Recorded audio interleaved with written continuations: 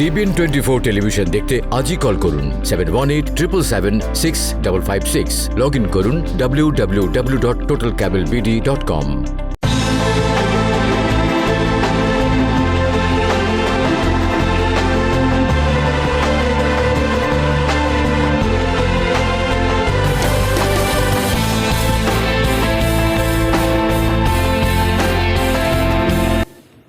স্বাগত, দেখছেন TBN analysis. আপনাদের সঙ্গে আছি আমি সুলতানা রহমান। আপনারা জানেন যে নতুন প্রেসিডেন্ট, দেশের 46তম প্রেসিডেন্ট জো বাইডেন শপথ নিয়েছেন। রাষ্ট্রীয় আনুষ্ঠানিকতা আজ শেষ করেছে এবং তিনি দায়িত্ব নেওয়ার 1 ঘন্টার মধ্যেই 17টি এক্সিকিউটিভ অর্ডারে স্বাক্ষর করেছেন। ভাইস প্রেসিডেন্ট হিসেবে শপথ নিয়ে ইতিহাস গড়েছেন কমলা হ্যারিস। ফলে সব মিলিয়ে আজকে একটি ঐতিহাসিক দিন। প্রেসিডেন্ট জো বাইডেন তিনি তার বক্তব্যে বলেছেন যে আজ গণতন্ত্রের জয় হয়েছে। তিনি ঐক্যের ডাক দিয়েছেন, সব ভেদাভেদ ভুলে সবাই এক পতাকার নিচে এক জাতি, সেই হিসেবে যেন সামনে এগিয়ে যেতে পারে সেই প্রত্যয় তিনি ঘোষণা করেছেন। সামনে একটা সুদিনেরও আশা তিনি জাগিয়েছেন। এরকম একটি বাস্তবতাকে সামনে রেখে আরও একবার স্বাগত। অনেক নতুন নতুন খবরও কিন্তু আছে, বিশেষ করে নিউ ইয়র্কে যারা রয়েছেন তাদের জন্য আনএমপ্লয়মেন্ট সংক্রান্ত কিছু পরিবর্তন আসছে। আজকে গভর্নর অ্যান্ড্রু কুওমো একটি নতুন আদেশ জারি করিয়েছেন। এর মধ্যে আপনারা হয়তো অনেকে জেনেও গেছেন যে এতদিন পর্যন্ত যেই আনএমপ্লয়মেন্টের ক্ষেত্রে কতদিন কাজ করছেন সেই হিসাবটি যেমন থাকতো, দিতে হতো কয়দিন কাজ করছেন, এখন সেটি দিতে হবে কত ঘন্টা কাজ করছেন। এটি একটি বড় পরিবর্তন। কিন্তু সামগ্রিক সব বিষয় নিয়ে আমাদের সঙ্গে আজকে যারা আলোচনায় যুক্ত হচ্ছেন তাদের সঙ্গে আগে পরিচয় করিয়ে দিচ্ছি। আমার সঙ্গে রয়েছেন অ্যাটর্নি শেখ সেলিম, রয়েছেন ডক্টর মোস্তফা সারওয়ার। আপনাদের দুজনকেই স্বাগত জানাচ্ছি। এবং আমরা TBN24 কিন্তু আজ সারা দিনই প্রেসিডেন্ট জো বাইডেন এবং ভাইস প্রেসিডেন্ট কমলা হ্যারিসের যেই শপথ অনুষ্ঠান, রাষ্ট্রীয় আনুষ্ঠানিকতা, প্রতিটি বিষয় দিনভর আমরা সম্প্রচার করেছি। একদমই আপডেটেড খবর আপনাদেরকে দিয়ে যাওয়ার চেষ্টা করেছি এবং আপনারা আমাদের সঙ্গে ছিলেন, সেজন্য কিন্তু আপনাদের প্রতি জানাচ্ছি অনেক কৃতজ্ঞতা। কিন্তু আমরা আজকে এখন জানতে চাই, অ্যাটর্নি শেখ সেলিম আপনার কাছে প্রথমে যেতে চাই, কারণ 17টি এক্সিকিউটিভ অর্ডারে সাইন করেছেন প্রেসিডেন্ট জো বাইডেন এবং এর মধ্যে একটি বড় বিষয় রয়েছে অভিবাসন সংক্রান্ত। এবং আপনি ইমিগ্রেশন অ্যাটর্নি, আমরা জানি এই তার সাইনিংয়ের মধ্যে কি কি বিষয় রয়েছে, বিশেষ করে অভিবাসন সংক্রান্ত, এটুকু প্রথমে শুনতে চাই। অভিবাসন সংক্রান্ত কতগুলি ইম্পর্টেন্ট জিনিস রয়েছে, যেমন ধরেন রিলিজিয়ান বেসড ব্যান, যেমন মুসলিম কান্ট্রিগুলোকে প্রিডমিনেন্টলি সেই দেশের নাগরিকদের এই দেশে আসা, সর্বপ্রকার ইমিগ্রান্ট নন ইমিগ্রান্ট ভিসা বা আমেরিকায় আসা প্রবেশ নিষিদ্ধ করা হয়েছিল। সেটা প্রেসিডেন্ট বাইডেন রিভার্স করেছে তার ডে প্রথমে। দ্বিতীয়ত হচ্ছে যে আমেরিকায় একটা সেন্সাস চলছে, পরিসংখ্যান চলছিল, সেই পরিসংখ্যানে যারা অবৈধ আছে অর্থাৎ কোনো লিগাল কাগজপত্র নাই তাদের ইনক্লুড করা যাবে না। ট্রাম্প অ্যাডমিনিস্ট্রেশনের পলিসি উনি সেটা রিভার্স করেছে। আমেরিকান মাটিতে যারা আছে তাকে সবাই এই সেন্সাস বা পরিসংখ্যানের আওতায় আনতে হবে। সেইটা যেটা আগেও ছিল, এই ফার্স্ট টাইম প্রেসিডেন্ট ট্রাম্পের আমলে এইটা এক্সক্লুড, বহিষ্কার করা হয়েছিল, এদের নাম এখান থেকে অন্তর্ভুক্তি করা হয়নি, সেটাও উনি বাতিল করে দিয়েছেন। আর তৃতীয়ত হচ্ছে যে সাউদার্ন ইমার্জেন্সি ডিক্লারেশন ছিল সাউদার্ন বর্ডারগুলোতে, যে ফ্যামিলির সেপারেট করা ডিসক্রিমিনেটরি প্র্যাকটিস যেটা ছিল, সেটাও উনি বাতিল করেছেন ইমিগ্রেশন সংক্রান্ত। তাছাড়া আরও এক ঝাঁক এক্সিকিউটিভ অর্ডার এবং পলিসি রিভার্স এর কাগজপত্র রেডি হচ্ছে এবং বিভিন্ন জায়গায় সেটা ইমিগ্রেশন রিভার্স করা হবে। মানে ট্রাম্প অ্যাডমিনিস্ট্রেশনের অ্যাসাইলাম সংক্রান্ত যে পরিবর্তন আনা হয়েছে সেটা রিভার্স করা হবে। পাবলিক সার্চ সেগুলো যেটা আনা হয়েছিল, সে মানে পরিবর্তন করা ছিল, সেটা রিভার্স করবে। সিটিজেনশিপ রুলস বা ক্রাইটেরিয়া 2020 সে এবং এনি আদার পলিসি যেটা ট্রাম্প অ্যাডমিনিস্ট্রেশন করেছে, যে রেফিউজি অ্যাডমিশন সম্পর্কে যে লিমিটেশন আনা হয়েছিল সেটাও রিভার্স করবে। আপনি ধরে নিতে পারেন যে ইমিগ্রেশন ট্রাম্প অ্যাডমিনিস্ট্রেশনের আগে ওবামা বাইডেন অ্যাডমিনিস্ট্রেশনের যে পলিসি ছিল, এখন তারা পুরাপুরি সেই পলিসিতে ফেরত যাবে। আমার মনে হয় না যে উনি ট্রাম্পের এমন কিছু রাখবেন। আর তাছাড়া একটা বড় আশাব্যঞ্জক এবং প্রত্যাশামূলক খবর হচ্ছে যে উনি প্রমিস করেছেন যে 11 মিলিয়ন আনডকুমেন্টেড এলিয়েন যারা আছে সে সমস্ত লোকজনদের তাদের ইমিগ্রেশন দেয়া হবে, অর্থাৎ পার্মানেন্ট রেজিডেন্ট স্ট্যাটাস থেকে শুরু করে সিটিজেনশিপ পাতে নিয়ে নেওয়া হবে, এটা আছে। তারপরে আপনার বর্ডার ওয়াল, যেটা যে ইমার্জেন্সি ফান্ড ইউজ করে মিলিটারিতে অন্যদিকে ডাইভার্ট করে বর্ডার, সেটা বন্ধ করা হয়েছে। আমি আগেই বলেছি যে মুসলিম ট্রাভেলম্যান বন্ধ করা হয়েছে। তারপরে আপনার ক্লাইমেট চেঞ্জ, সেটা ইমিগ্রেশন না সংক্রান্ত না, সেটা পরিবেশ সংক্রান্ত। সেই ক্লাইমেট প্যারিস অ্যাকর্ড থেকে ট্রাম্প অ্যাডমিনিস্ট্রেশন সরে আসছিল, সেটা উনি রিজয়েন করছেন। তারপরে ওয়ার্ল্ড হেলথ অর্গানাইজেশন থেকে ট্রাম্প অ্যাডমিনিস্ট্রেশন সরে আসছিল, ফান্ডিং বন্ধ করেছে, সেটাও উনি রিভার্স করছে। So it's in full gear to integrate United স্টেটসকে আবার আন্তর্জাতিক সম্প্রদায়ের সাথে সম্পৃক্ত করার সর্বপ্রকার প্রক্রিয়া উনি শুরু করেছেন। অলরেডি কিছু কিছু মেজর কাজ করেছেন, ভবিষ্যৎ আরো রয়েছে। সো আপনি ধরে নিতে পারেন যে পিরিটরা ট্রাম্প অ্যাডমিনিস্ট্রেশনের, ওবামা বাইডেন অ্যাডমিনিস্ট্রেশনের যে পলিসি ছিল, উনি অতি সত্বর সেই পলিসিতে ফেরত যাচ্ছেন। জি, ঠিকই হয়তো বলেছেন আপনি, কারণ যেই 17টি এক্সিকিউটিভ অর্ডারে তিনি স্বাক্ষর করেছেন এর মধ্যে বেশিরভাগই আসলে রিভার্স করেছেন।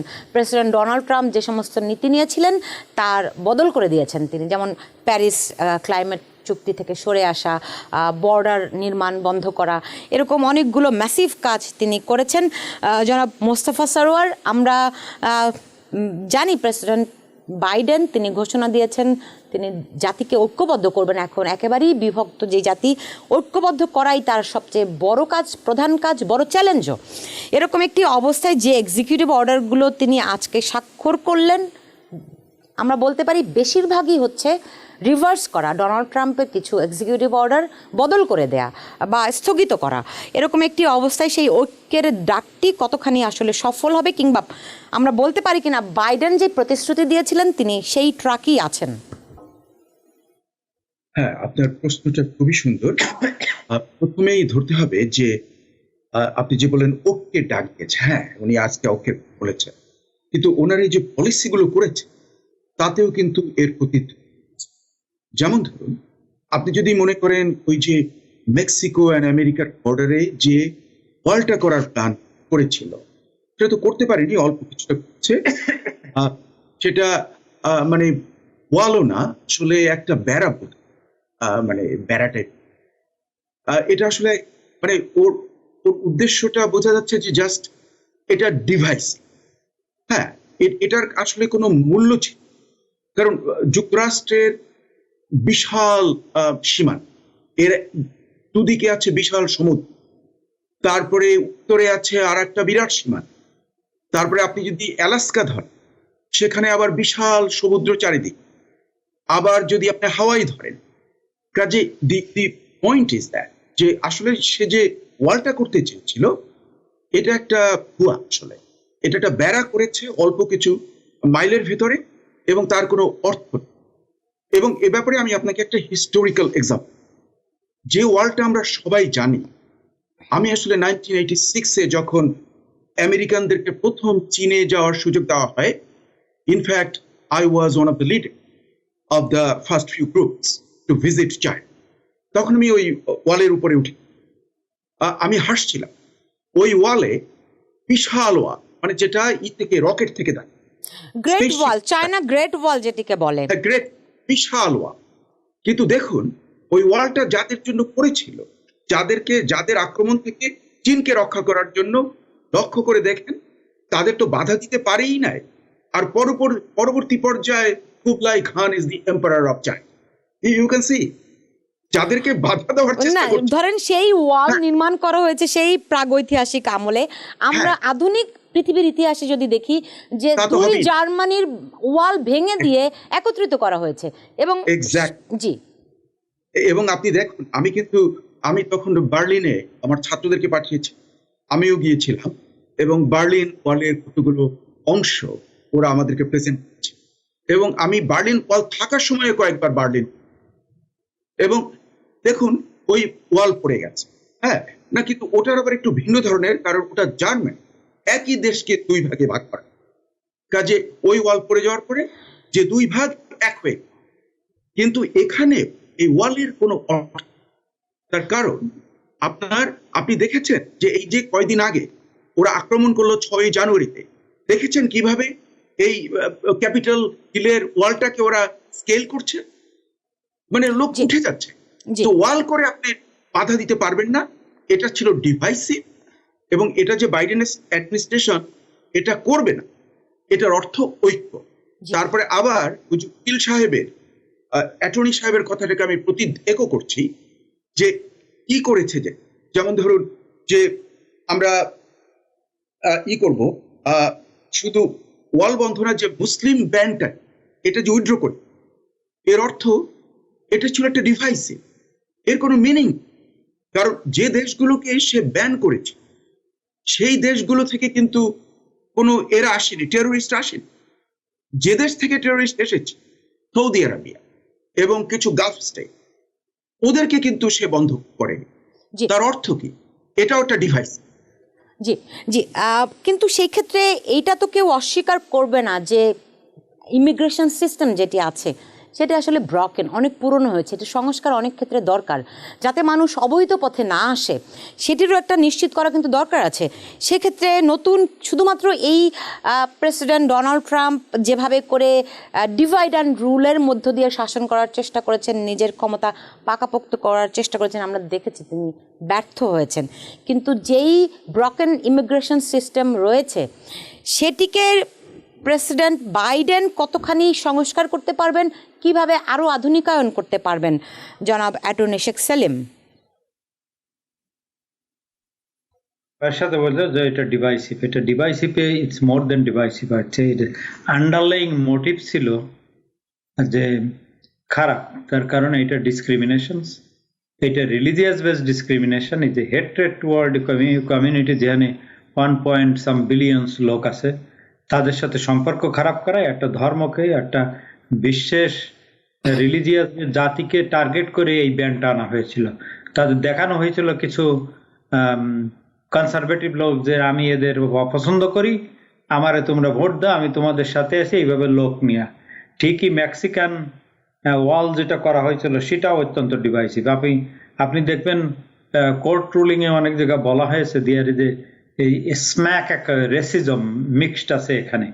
সো তার মানে এই রেসিস্ট ওয়াল, রেসিস্ট ব্যান, এটা একটা রেসিজমের প্রকাশ পেয়েছে, যেটা যুক্তরাষ্ট্রের কাছে কনস্টিটিউশন দ্বারা প্রভাবিত, এবং দ্বিতীয় যুক্তরাষ্ট্রের সিভিল কমিউনিটি অর্থাৎ পলিটিশিয়ানদের কাছে, মোস্ট অফ দ্য লোকের কাছে বা আপার ক্লাসের কাছে যেটা আনএক্সপেক্টেবল, একটা অবাঞ্ছিত ব্যাপারকে সেইভাবে রাষ্ট্রীয় রূপকরণ দিয়ে, রাষ্ট্রীয়করণ করে ডোনাল্ড ট্রাম্প দেশ শাসন করতে চাইছে বা তার ভোটিং ব্লককে একত্রিত করতে চাইছে। সেইটাই ছিল একটা প্রয়াস।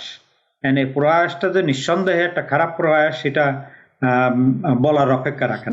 অ্যাটর্নি শেখ সেলিম, আমাকে অনেকেই প্রশ্ন করছেন এবং এটা খুবই গুরুত্বপূর্ণ, F4 ভিসা বা ফ্যামিলি ভিসা যেটি রয়েছে সেটি কবে থেকে খুলবে, অনেকেই জানতে যাচ্ছেন।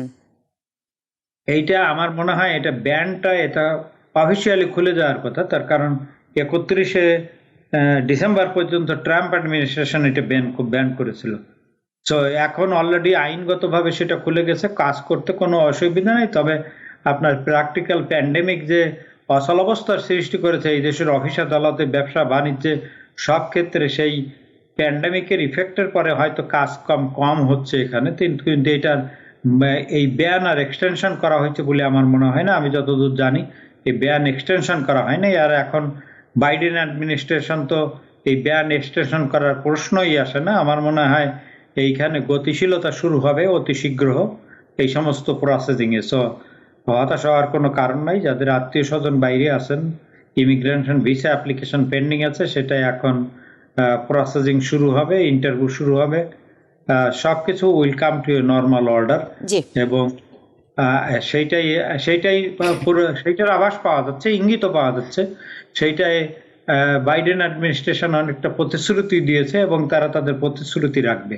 জি, তো অনেকে আরেকটি বিষয় জানতে চাচ্ছেন যে স্টিমুলাস চেকের কি খবর? আমরা তার এই এক্সিকিউটিভ অর্ডারগুলোর মধ্যে কোথাও কিছু পাইনি।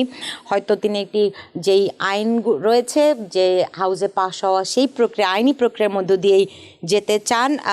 ডক্টর মোস্তফা সরোয়ার, আপনার কাছে কি মনে হয় যে স্টিমুলাস চেকের ব্যাপারে তেমন তো কিছু এই এক্সিকিউটিভ অর্ডারগুলোর মধ্যে নেই? জি না, এটা হবে। এটা যে মানে উনি যে বাড়তি যেটা দেওয়ার চেষ্টা করছেন, দ্যাট ইজ 1.9 ট্রিলিয়ন এবং এখানে বাইডেনের যে পলিসি আমরা লক্ষ্য করব যে উনি কিন্তু খুব মানে ঐক্য মত তৈরি উনি অগ্রসর হওয়ার চেষ্টা করছেন।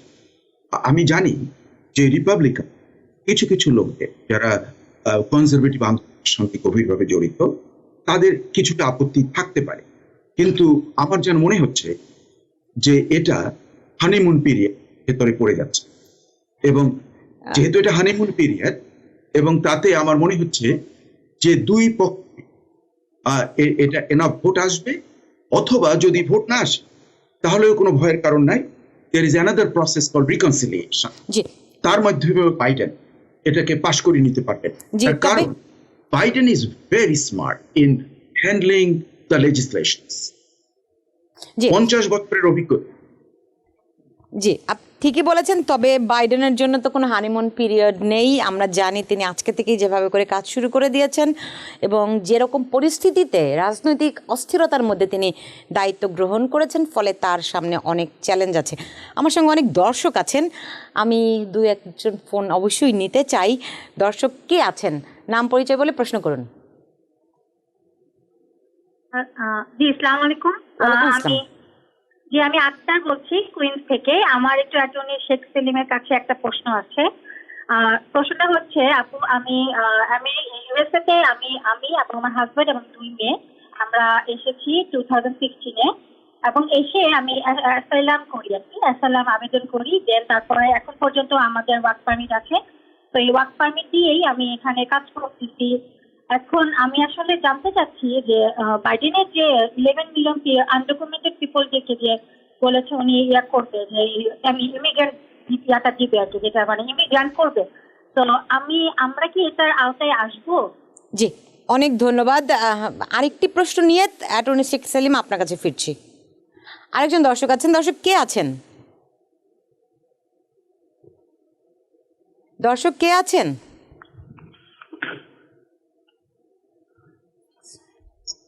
দর্শক কে আছেন?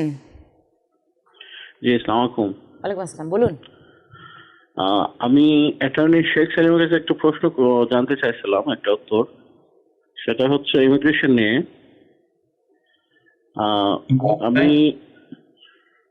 আমি আমার ওয়াইফের জন্য অ্যাপ্লাই করেছিলাম 2018-এ, আপনার মের 1 তারিখে। আমার ওই অ্যাপ্রুভাল লেটার পাওয়ার পরে যে পেপারসগুলো সাবমিট করার জন্য বলছিল, ওইটা আমি টাইমলি করতে পারি নাই। আমি দেশে ছিলাম, দেশে যাই আর কোভিডের কারণে আটকে গেছিলাম। তো এসে আমি প্রায় 11 মাস পরে সাবমিট করছি। তো আমার প্রশ্নটা হচ্ছে, এখন আমার কি অ্যাপ্লাইয়ের যে প্রসেসিংটা কি মানে আগের সিস্টেমে হবে, নাকি আমি 1 বছরের মতো পিছিয়ে যাবো এটার? জি, অনেক ধন্যবাদ। অ্যাটর্নি শেখ সেলিম, 2টি প্রশ্ন আপনার কাছে। ওকে, আসলে ওনারটা শেষেরটা, প্রথমটা আমি ভালো বুঝতে পারিনি। আচ্ছা, আপনি প্রথমটি বলুন, আমি পরেরটা বলছি। আচ্ছা, এই ভাই যে উনি অ্যাপ্লাই করেছে 11 মাস পরে, তাই এটা চিন্তার কোনো কারণ নাই। টু ওয়েতে এটা হয়। একটা হলো যে আপনার যেহেতু কেসটা আগে অ্যাপ্রুভ হয়েছে, প্রায়োরিটি ডেট অনুযায়ী হয়ে থাকে, আর আপনি যেহেতু কাগজপত্র একটু সামনে করেছেন, তা তো হয়তো একটু পিছাবেন, খুব বেশি পিছাবেন বলে মনে হয় না। এখন ডিপেন্ড করে যে কি পরিমাণ অ্যাপ্লিকেশন আপনার সামনে আছে, ইন্টারভিউ তো কমপ্লিটেড। আমি ধরে নিচ্ছি যে আপনার ওয়াইফ দেশে আছে, সো আরো যে 11 মাস যখন ছিলেন তখন নিশ্চয়ই বুঝতে পারছি যে আপনার ওয়াইফ দেশেই আছে। সো সেখানে ইন্টারভিউ স্লট কতগুলো আছে, সেখানে কতদিন পড়বে তার উপরে। তবে খুব বেশি পিছনে পড়লেও আপনি খুব বেশি পিছনে পড়বেন না, যেহেতু আপনার অ্যাপ্রুভাল ডেট এবং ফাইলিং ডেটটা আগে, ইউজুয়ালি ফাইল ডেট অনুযায়ী করা হয়। হ্যাঁ জি, আর প্রথম প্রশ্নটি যেটি ছিল সেটি হচ্ছে অ্যাসাইলাম সংক্রান্ত। প্রেসিডেন্ট বাইডেনের যে ইমিগ্রেশন পলিসি, তাতে করে আমরা জানি যে 11 মিলিয়ন যে আনডকুমেন্টেড মানুষ রয়েছেন তাদের জন্য তিনি একটা ম্যাসিভ পরিকল্পনা গ্রহণ করেছেন, কিন্তু যারা অ্যাসাইলাম তারা তো ডকুমেন্টেড, তাদের ক্ষেত্রে কি পরিকল্পনা বা এর মধ্যে কিছু আছে কিনা? হ্যাঁ, শিওর। উনি বলেছেন উনি 2016-এ এসে অ্যাসাইলাম সিক করেছেন, কিন্তু একটা গুঞ্জন বা সুরভ শোনা যাচ্ছে যে এই বছরের প্রথম পর্যন্ত, জানুয়ারি পর্যন্ত যারা আসছে তাদের উনি এতে অন্তর্ভুক্ত করবেন ওনার লেজিসলেশনে।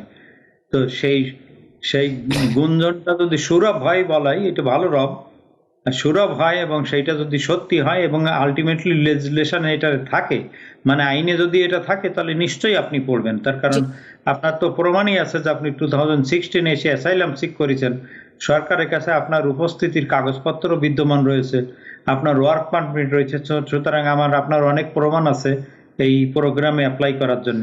আশা করি এই প্রোগ্রামে এই আইন প্রণীত হবে, আপনিও এখানে কাগজ পাবেন বা বৈধতা পাবেন, সেই কামনা রইল আপনার জন্য। জি, জনাব মোস্তফা সরোয়ার, আমরা জানি যে ইমিগ্রান্টদের ক্ষেত্রে সবচেয়ে বড় এবং সবশেষ অ্যামনেস্টিতে এসেছিল প্রেসিডেন্ট রোনাল্ড রিগানের আমলে, তারপরে বড় ধরনের কোনো সেই অর্থে আসে নাই।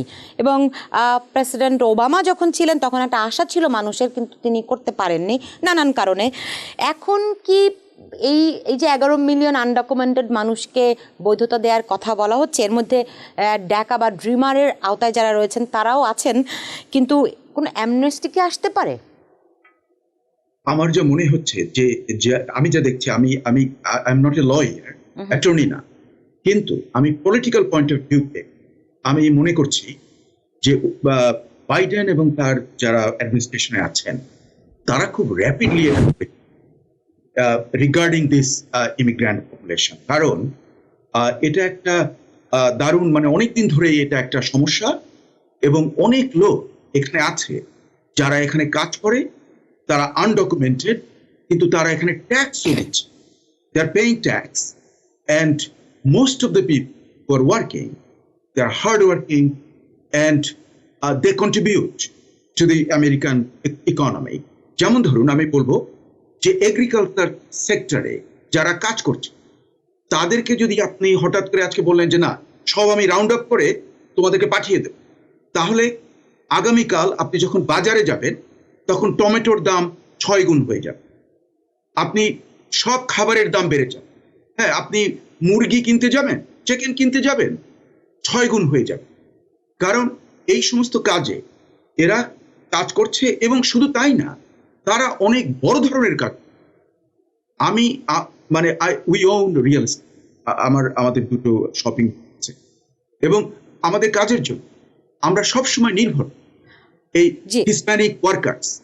অনেকে তাদের, আমি জানি না তারা ডকুমেন্টেড অথবা আনডকুমেন্টেড, আই ডোন্ট অ্যাস্ক, কিন্তু একটা জিনিস যে কন্ট্রাক্টর, এটা তার দায়িত্ব, কিন্তু আমি দেখেছি ওরা যখন কাজ করে ওরা খুবই ভালো কাজ করে, এটা এখানকার লোকের চেয়ে ভালো কাজ করে। জি, কিন্তু অ্যামনেস্টি দিতে হলে এটা সম্ভবত 2/3 সমর্থন থাকতে হবে কংগ্রেস থেকে। অ্যাটর্নি শেখ সলিম যদি আমাদেরকে জি জি মোস্তফা সরোয়ার বলুন। জি, এটা আমার মনে হচ্ছে যেন he can do by some other may, it doesn't need to have a super majority. কিন্তু আমরা দেখেছিলাম যখন ওবামা এই উদ্যোগটি নিয়েছিলেন তিনি কিন্তু পারেননি। তিনি পারেননি কারণ তখন হি ইজ এ ভেরি, মানে ওবামা ছিলেন খুবই ভদ্রলোক, he wanted to put everybody together, খুবই ভদ্রলোক, সে ভদ্রলোক, কিন্তু অভিজ্ঞতা হয়ে গেছে, already they got the experience, they know now, I think they gonna go fast and they will find out a way to do it. এটা একটা যেহেতু বিশাল ডিম্যান্ড, আমার যেন মনে হচ্ছে যেটা আমেরিকার মঙ্গলের জন্য এটা দারুণ গুরুত্বপূর্ণ ব্যাপার, এবং আমার এটা দারুণ বিশ্বাস যেটা হবে। জি, অ্যাটর্নি শেখ সেলিমও কি একরকমই মনে করছেন?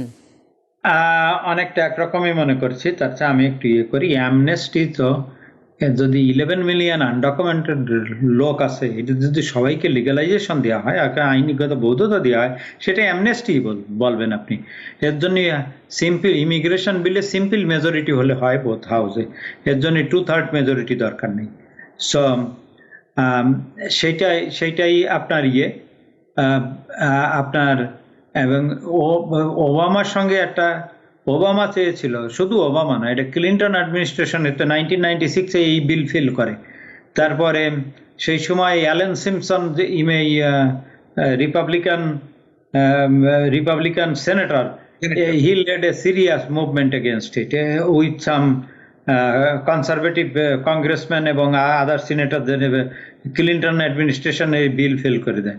ওবামার সময় তো জানেনই যে যেমন ড্রিমারদের জন্য যেটা সেনেটে পাস হইলো, সেটা কংগ্রেসে যে জন বেইনার দিতেন স্পিকার, এটা ঠিকই দিলেন। হাউসে পাস হয়ে সেনেটে আটকে গিয়েছিল। জি, সেনেটে পাস হয়েছিল, হাউসে পাস হয়নি।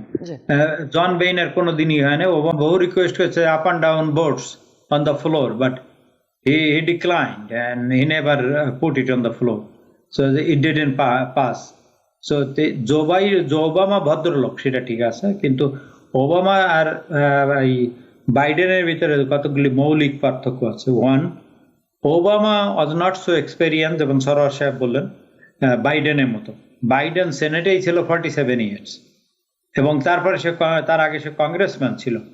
So he can go across the aisle and get things done. তাছাড়া একটা জিনিস প্রোহিবিটেড ম্যাটার, তাও বলি, ওবামা আর বাইডেন এক না। They don't look alike, that's a big factor. তার কারণ ওবামার রিপাবলিকানরা কোনো বাজেট পাস করতে দেয় নাই। ওই ছোটখাটো বাজেট পাস করে 2 মাস 4 মাস 8 মাস করে এইভাবে চালাইছে, কোনো বাজেট ব্যালেন্সিং করতে দেয় নাই। আর সর্বক্ষেত্রে ওবামা একটা স্টিফ অপোজিশন ফেল করেছে, যেটা বাইডেনের ক্ষেত্রে অতটা এক্সপেক্টেড না। তার কারণ বাইডেন সমস্ত সেনেটরদের, যারা আগের 8 বছর আগে যারা ছিল, তারা অনেকেই আছেন, যেমন মেজরিটি লিডার, এখন মাইনরিটি লিডার, জর্জ মিচেল টিচেল, এগুলো সব ফ্রেন্ড, জন মেকেইন, এরা সবই বন্ধু বান্ধব ছিল।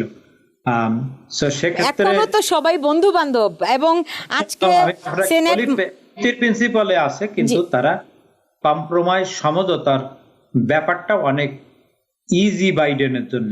এবং বাইডেন হয়তো দৃঢ় ক্যারেক্টারের লোক, যেটা ওবামা ওয়েভিং করতো, বাইডেন ওইটা না। দেয়ার ইজ এ মৌলিক difference of characters here. So that's আমি যেটা মনে করি, Biden could take a stand and could act like a tiger, as he did in south এশিয়ার ম্যাটারে, যেখানে ব্রিটিশরা বা সাউথ এশিয়াতে ইন্ডিপেন্ডেন্স নেলসন ম্যান্ডেলার সময় বাইডেন লেড এ সিরিয়াস মানে পুরো সাউথ এশিয়ান গ্রুপে সে এখানে ইউএস কংগ্রেসে অনেক বিল ঠেকিয়ে দিয়েছে। So Biden could be very tough, Biden could be very straight forward, Biden could be very strong. আর এখন প্রেসিডেন্ট, আমার মনে হয় he has the ability to manoeuvre through the divided Senate. আর তাছাড়া তার কল, যদি যে আপনি আগের তো বলতেছিলেন, he called for a unity, called for মানে ঐক্যের সমঝোতার ডাক দিয়েছে, এবং he will work on this.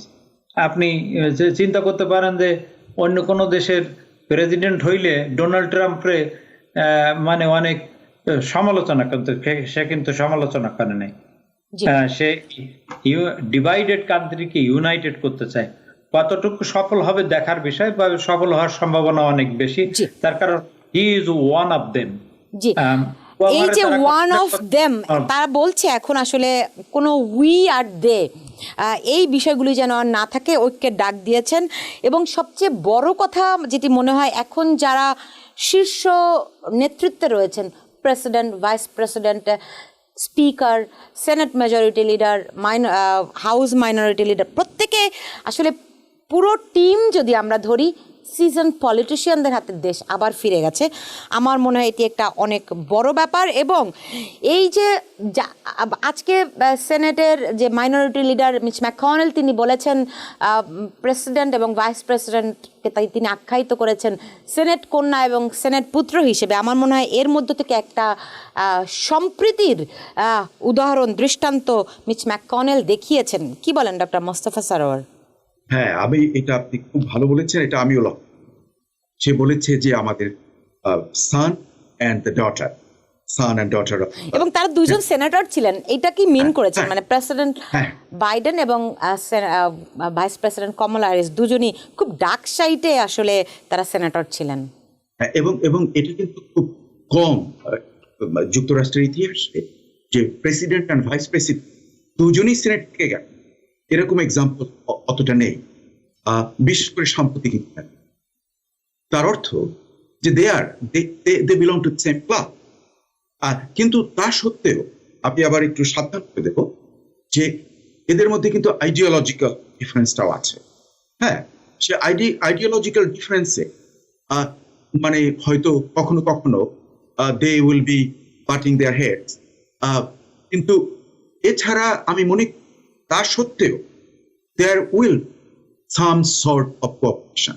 কিন্তু আমরা যেন আমাদের চোখ আমরা যদি ভেবে নেই যে খুব মানে একদম মানে সব সময় কোঅপারেশন চলবে তা না, কারণ যেহেতু দুটো পার্ট তাদের নিজস্ব এজেন্ডা আছে, এবং শুধু এজেন্ডা না, তাদের নিজস্ব দলের ভেতরের এজেন্ডার কনফ্লিক্ট।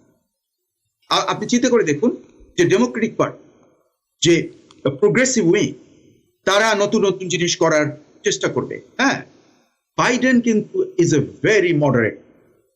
আবার ওদিকে যারা রিপাবলিকান মানে মানে একটা দেয়া নেয়ার ব্যাপার, যে আমাকে যদি এই ব্যাপারে তুমি সমর্থন করো আমি তোমাকে অন্য ব্যাপারে সমর্থন।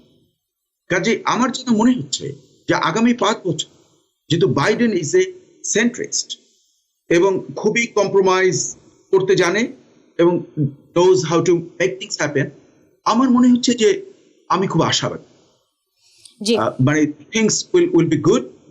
কিন্তু দেখা যাবে কয়েকদিন পর, কারণ আমাদের ভুলে চলবে না যে 2 বছর পর আসছে নির্বাচন। এই 2 বছর পরে প্রচুর seat of Republican party up for contest, particularly সেনেটে।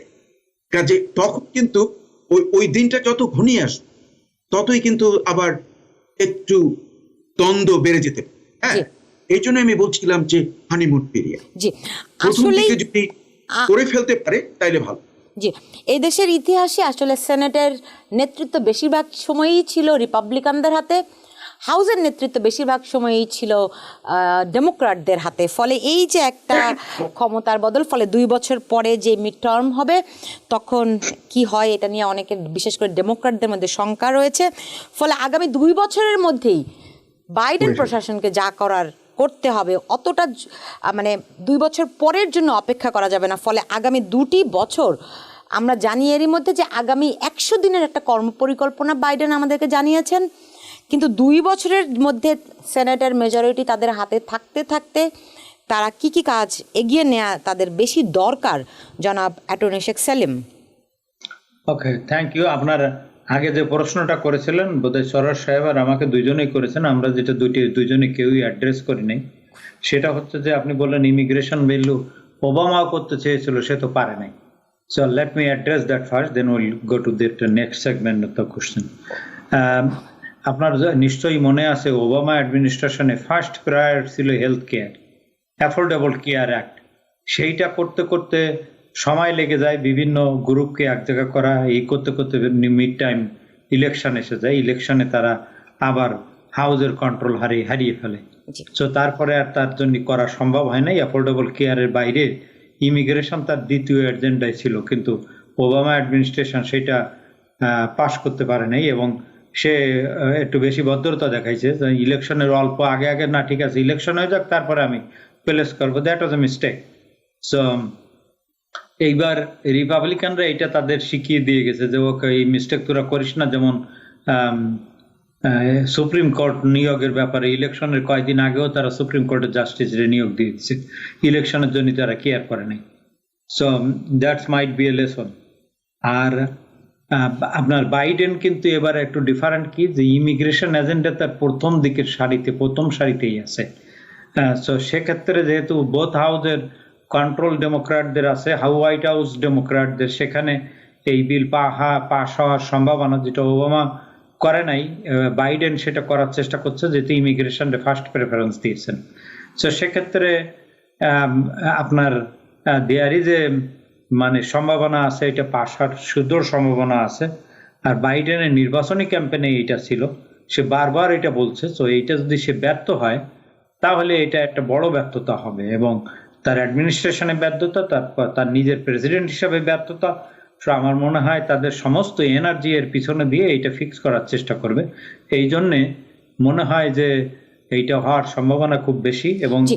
মানুষের আশাটা বেরিয়ে গেছে। তারপরে তাদের অন্যান্য যেসব এজেন্ডা আছে সেটাই এই 2 বছরের ভিতরে যতদূর সম্ভব করে নেওয়াই বেটার। এরপরে যে হাউসের মানে কংগ্রেসের সিনারিও চেঞ্জ হয়ে গেলে তখন রুল করতে অসুবিধা হবে। জি। তো সেক্ষেত্রে বাইডেন অ্যাডমিনিস্ট্রেশন এবং এই যে ক্যারিয়ার পলিটিশিয়ান, 47 ইয়ার সেনেটর, তারপরে কংগ্রেসম্যান, তারপরে বোধহয় সেই স্টেট অ্যাসেম্বলিতেও ছিল, তো সে সেটা ভালো করেই বোঝে। জি। এবং আমরা না একটা বিষয় আলোচনায় আনছি না, সেটি হচ্ছে আমরা দেখেছি প্রেসিডেন্ট ডোনাল্ড ট্রাম্প তার প্রথম 2 বছরে কিন্তু এক্সিকিউটিভ ব্রাঞ্চ তাদের ছিল, কংগ্রেস তাদের হাতে, তারপরেও কিন্তু তিনি তার অনেক এজেন্ডা বাস্তবায়ন করতে পারেননি। সুপ্রিম কোর্ট আসলে একটি অধিকারের একটি ফলক বা ফটক হয়ে দাঁড়িয়েছিল, ফলে অনেক এজেন্ডা তিনি বাস্তবায়ন করতে পারেননি। আমরা নির্বাচনের আগে থেকে শুনছি রিপাবলিকানরা অভিযোগ করে আসছিলেন যে বাইডেন কিংবা ডেমোক্র্যাটরা সুপ্রিম কোর্ট প্যাক করবে, মানে তারা হয়তো আরও বিচারপতির সংখ্যা বাড়াতে পারে, এরকম একটি বিষয়। সেই ক্ষেত্রে বাইডেনের যে এজেন্ডাগুলো আছে সেগুলো ধরেন এখন প্রেসিডেন্ট আছে, কংগ্রেস তাদের আছে, সুপ্রিম কোর্টে গিয়ে কোথাও আটকে যেতে পারে বলে মনে হয় ডক্টর মোস্তফা সারোয়ার? না, একটা ব্যাপার কি যে আমার যেন মনে হয় যেন there is a testing time. হ্যাঁ, পরীক্ষা হচ্ছে। যেমন ধরুন যে যে সুপার মেজরিটির যে কতগুলো ব্যাপার আছে, পার্টিকুলারলি দ্য ফিলিবাস্টার, যেখানে 60 দরকার, সেখান থেকে আটকে দেওয়া হয় এবং সেটা তার 60 নেই, তাহলে আর একটা এর অল্টারনেটিভ রয়েছে, সেটাকে বলে নিউক্লিয়ার অপশন। যদি এই বাইডেন অ্যাডমিনিস্ট্রেশন বুঝতে পারে যে তাদের পক্ষে তারা যে লেজিসলেশনগুলো করতে চাচ্ছে সেটা হবে না because of that requirement of 6 filibuster, তাহলে তারা they can go for a new procedural system, যেখানে নিউক্লিয়ার অপশনের মাধ্যমে তারা সিম্পল মেজরিটিতে অনেক কিছু পাস করে। আমার মনে হয় যেন আমি ওটা রুল আউট এখনো করব না, কয়েকদিনে বোঝা যাবে যে what Biden administration is gonna do. এবং ওই ধারা যে জিনিসগুলো রয়েছে তাতে অনেক জিনিস কিন্তু পাস হয়ে যাওয়া সম্ভব, যেটা হেজিটেন্ট ছিল। Obama was very hesitant to do that, কিন্তু এখন আমার যেন মনে হচ্ছে যে গত 4 বছর যে অভিজ্ঞতা হয়েছে তাতে হয়তো নিউক্লিয়ার অপশন নিয়ে নিতে পারে। If that procedural system is pass, তাহলে কিন্তু অবস্থা অন্যরকম হয়ে যাবে। জি, আমার আরেকটি বিষয় জানতে ইচ্ছা করছে, এরকম আইনি কোনো বিষয় আছে কি না আপনারা দুজনই বলতে পারবেন, বিশেষ করে অ্যাটর্নি শেখ সেলিম। আমরা জানি প্রেসিডেন্ট ডোনাল্ড ট্রাম্পের আমলে অনেক মানুষকে ডিপোর্ট করা হয়েছে, ধরেন 40, 50, 60 বছর আছে এই দেশে বসবাস করছে, এরকম মানুষদেরকেও ডিপোর্ট করা হয়েছে, পুরো পরিবার থেকে বিচ্ছিন্ন করা হয়েছে। তাদের জন্য ফেরত আসার কি কোনো নতুন দরজা উন্মুক্ত করতে পারেন Joe Biden? I don't know very frankly, আমার মনে হয় না যে বাইডেন অ্যাডমিনিস্ট্রেশন ওই দিকে যাবে, বাইরের তো লোক আনবে। একটা পলিটিক্যাল কনসিডারেশন সবাই আছে, গদি তারা সবাই সেভ করতে চায়, ক্রিটিসিজম তারা সেভ করতে চায়, যেটা একটা অতিরিক্ত কিছু বাইডেন অ্যাডমিনিস্ট্রেশন করবে বলে আমার মনে হয় না। তবে আপনার প্রশ্নের একটা উত্তর দেই, কোর্ট প্যাকিং এর সম্ভাবনা দেখছি না, ভবিষ্যৎই বলে দেবে। তবে ডোনাল্ড ট্রাম্পের এক্সিকিউটিভ অর্ডারগুলো কোর্টে আটকে দিয়েছে, কিন্তু Biden is a different president. Donald ট্রাম্পের যে সমস্ত executive order, Muslim ban, it's one it's face is unconstitutional, in violation of the law, যেটা সিভিল রাইটস অ্যাক্টে আছে, যেমন এন্টাই ডিসক্রিমিনেশন লতে আছে, কনস্টিটিউশনে যেটা প্রোহিবিট করেছে রেস, রিলিজিয়ান্স, জেন্ডার, সেইতে ডাইরেক্ট আঘাত করে আইন পাশ করা। সুতরাং মোস্ট অফ দ্য কোর্ট সেটা ব্লক করে দিয়েছে। কোর্ট তো স্বাধীন দেশে, they enjoy complete freedom and they are totally separate from the executive branch, তাদের কোনো নাই। কিন্তু বাইডেন সেই পলিটিশিয়ান না, বা সেই ধরনের খামখেয়ালি প্রেসিডেন্ট না, বা সেই ধরনের প্রেজুডিশিয়াল অর্ডার বা এক্সিকিউটিভ অর্ডার উনি পাশ করবে বলে আমার মনে হয় না। জি। তাছাড়া আমি আরেকটা কিছু বলি, যেটা লেজিসলেশন দরকার হয় সেটা এক্সিকিউটিভ অর্ডার দিয়ে করা যায় না। সো ট্রাম্পের ছিল একটু খামখিলে, আমি president, I can do anything. Biden doesn't have that কিন্তু কিন্তু একটা জায়গায় কিন্তু আমাদের এটাও আবার ভাবতে হবে, আপনারা যদিও বলছেন যে জো বাইডেন অনেক স্ট্রং হবেন এবং অনেক একটা আগের নতুন মানে আগের মতো তাকে দেখা যাবে না, কিন্তু আমরা যদি বাইডেনের গত 50 বছরের ইতিহাস দেখি, তিনি বরাবরই মধ্যপন্থার লোক, তিনি কখনো অ্যাগ্রেসিভ না, তিনি আবার খুব বেশি আপোষকামীও না, তিনি মাঝামাঝি চলেছেন, তার রাজনৈতিক ক্যারিয়ার অন্তত তাই বলে। সেই ক্ষেত্রে ডক্টর মোস্তফা সারোয়ার, আমরা অনেক বেশি কি প্রত্যাশা তার উপর চাপিয়ে দিচ্ছি? না, আমি একটা জিনিস বলছি, একটা পলিটিক্সে একটা ব্যাপার আছে। আপনি চিন্তা করে দেখুন, যদি 11 মিলিয়ন উনি সিটিজেনশিপের ব্যবস্থা করতে পারে, তাহলে ভেবে দেখুন what is gonna happen in Texas. টেক্সাসে আপনি যদি 5% চেঞ্জ করে ফেলতে পারে, তাহলে তো Democrat party will be ruling forever. So এই জিনিসগুলোকে আমাদেরকে কাউন্ট করতে হবে। আর প্রত্যেকটা ডিসিশনের মধ্যে রাজনীতি আছে, এটা থেকে দূরে সরা যাবে। এখন যেমন ধরুন, আপনি যদি 11 মিলিয়নকে এখানে আলটিমেটলি সিটিজেনশিপ দিয়ে দেওয়া, তাহলে শ্বেতাঙ্গ যারা বর্ণ বিদ্বেষী ওরা তো চলে যাবে দারুণ করে। কিন্তু তা সত্ত্বেও যদি এটা পাস হয়ে যায়, মানে that will be self defeating for the বর্ণ বিদ্বেষী। মানে ওরা শত চিৎকার করলেও লাভ নেই, কারণ রাইটিংস আর অন দ্য ওয়াল। আমেরিকার ডেমোগ্রাফি যেভাবে চেঞ্জ হচ্ছে, তাতে প্রতিদিনই আমরা দেখছি যে ওই ব্যালেন্সটা চেঞ্জ হয়ে যাচ্ছে, মানে হোয়াইট ভার্সেস নন হোয়াইট। জি, কিন্তু হিসাবটা কিন্তু আবার অত সহজ না। এই কারণে ভোটার হিসাব নিকাশের ক্ষেত্রে রিপাবলিকানরা অনেক স্মার্ট, অনেক ইন্টেলিজেন্ট।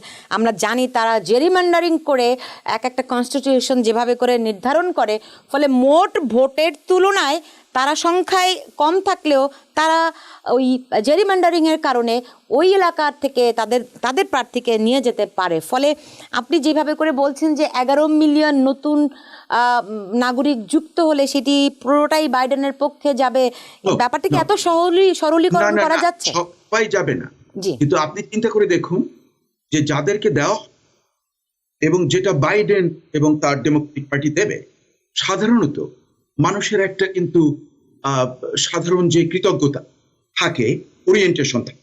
আপনি চিন্তা করে দেখেন, এটার বাধা দিচ্ছিল এতদিন রিপাবলিকানরা।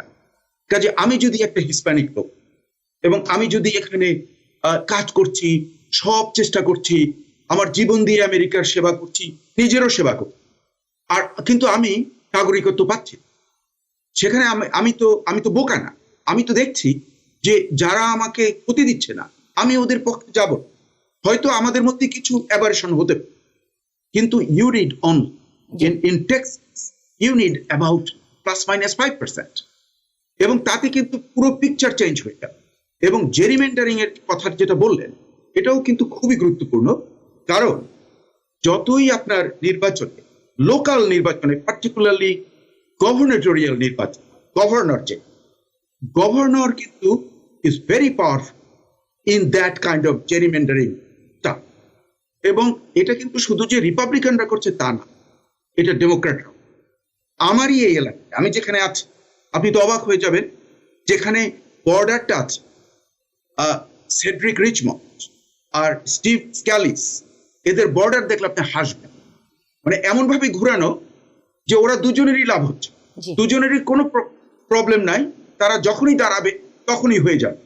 কিন্তু এটা সবাই, কিন্তু যখনই আপনি স্টেট লেভেল নির্বাচন অন্য দলের দিকে চলে যান, তখনই কিন্তু আবার কাউন্টার জেরিমেন্ডারিং হয়ে। কাজে এটা একটা ডাইনামিক সিস্টেম। জি, তবে এই এগুলোকে আমি সিস্টেম বলতে চাই না, এগুলি আসলে খুবই অপব্যবস্থা।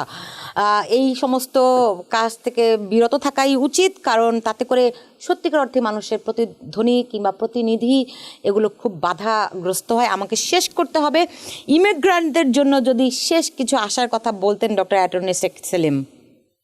আচ্ছা, আপনার প্রশ্নের উত্তর দিই, তার ভিতরে এটার ইয়ে রয়েছে। আপনি বলছেন যে জো বাইডেনের কাছে কি ইমিগ্রেশন ব্যাপারে বা আমরা খুব বেশি আশা করছি, যে সে চিরকালই একটা মধ্যপন্থী লোক ছিল, সে আবার ইয়ে করে না। আমার মনে হয় আমরা বেশি কিছু আশা করছি না। আমরা আশা করছি সে যেটা বলেছে, লিখিতভাবে যেটা বলছে, মুখ দিয়ে যেটা বলছে, যে প্রতিশ্রুতি সে প্রতিদিনই দিচ্ছে প্রেস বা সবাই দুনিয়ার কাছে, আমরা সেটাই আশা করছি। সে বলছে 11 মিলিয়ন লোকরা 1 মাসের ভিতরে বিল সে উত্থাপন করবে, আমরা সেটাই আশা করছি। তার নির্বাচনী ক্যাম্পেইনে লিখিত এইগুলা প্রমিস আছে, সো আমরা সেটাই আশা করছি, অতিরিক্ত কিছু না। ইটস নট এ স্পেকুলেটিভ বা কল্পনা প্রসূত না, এটা যেটা বলা হচ্ছে আমরা সেটাই চাচ্ছি, ধরে নিচ্ছি যে সেটাই তিনি করবেন, এবং তার রাজনৈতিক ক্যারিয়ার সেটাই বলে যে সেটা তিনি প্রমিস করেছেন, সেটা তিনি করার চেষ্টা করতেছেন, সে অতিরিক্ত কিছু না।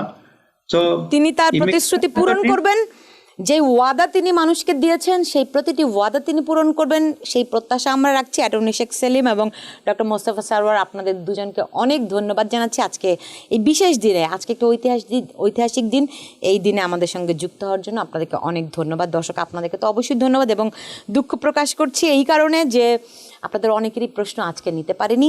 আপনারা জানেন আজকে একটা ঐতিহাসিক দিন, আজকে আমেরিকার ইতিহাসে একটি অনন্য দিন, কারণ যেই উদ্বেগ, সংকট, সংশয় ছিল, না জানি কি ঘটে, একটা আশঙ্কা ছিল আইনশৃঙ্খলা পরিস্থিতি নিয়ে, তার মধ্য থেকেও শান্তিপূর্ণভাবে ক্ষমতার হস্তান্তর হয়েছে এবং কোনো রকম অঘটন ছাড়াই দিনটি আমরা পার করতে পেরেছি।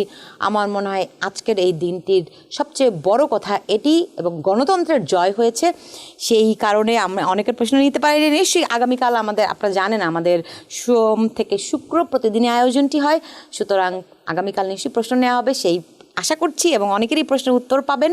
এবং যে যেখানে আছেন ভালো থাকবেন, দেশের রাজনীতির দিকে খেয়াল রাখবেন, জনপ্রতিনিধিদেরকে নিজের জবাবদিহিতার আওতায় রাখবেন, সেই প্রত্যাশা রেখে আজ বিদায় নিচ্ছি।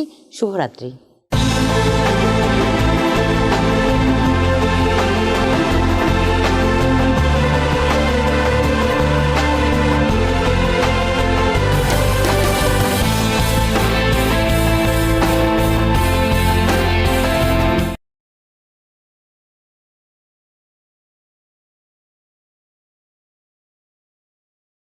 টিবিএন 24 টেলিভিশন দেখতে আজই কল করুন 7187776556। লগ ইন করুন www.totalcablebd.com।